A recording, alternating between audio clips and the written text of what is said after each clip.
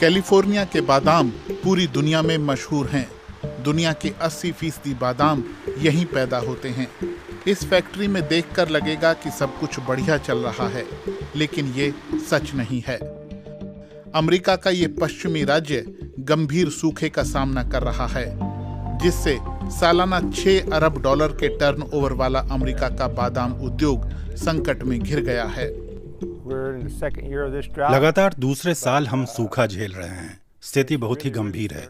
कम से कम इतना ज्यादा सूखा हमने पहले नहीं देखा।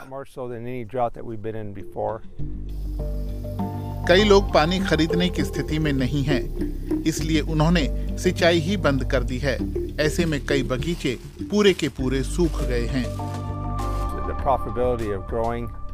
अब बादाम में उतना मुनाफा नहीं रहा जितना पहले होता था। जैसा कि आपने देखा, एक बगीचा तो यहाँ सूख गया है क्योंकि लोगों के पास पानी खरीदने के पैसे नहीं हैं, और ये हालात पूरी इस घाटी में है। ये तो सिर्फ एक बगीचा है जिसे पानी नहीं मिल रहा है।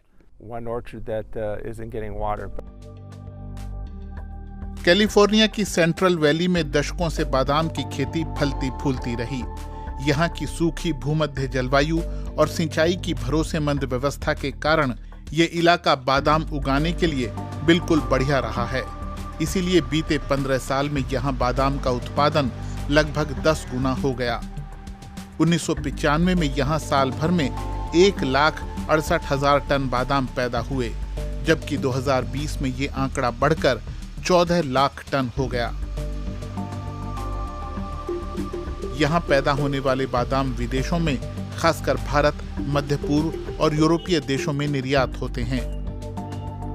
कैलिफोर्निया में बीते 1.5 दशक में बादाम की खेती के लिए इस्तेमाल होने वाली जमीन भी 2000 वर्ग किलोमीटर से बढ़कर 6,500 वर्ग किलोमीटर हो गई है।